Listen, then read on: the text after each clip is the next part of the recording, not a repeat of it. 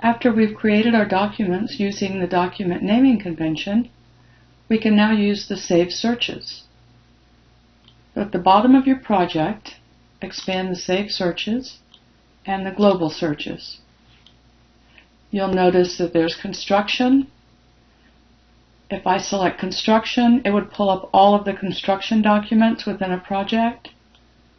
If I expand the plus next to it, it gets a little more granular.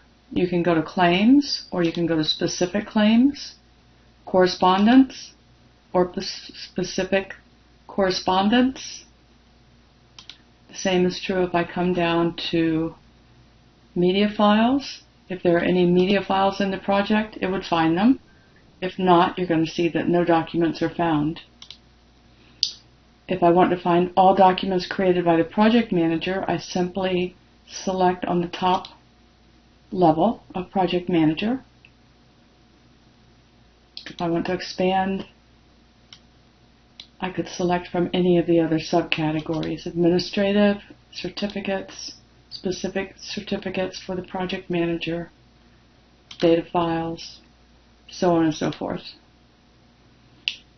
I can select roadway, drawings, and this pulls up all of the drawings that are associated with roadway. I can then select the file and then select the Go button, and it'll take us to your project folder where that drawing is. I can also go to the Save Searches, and if I want to create a personal search, I could create my own personal search here under the Personal Searches.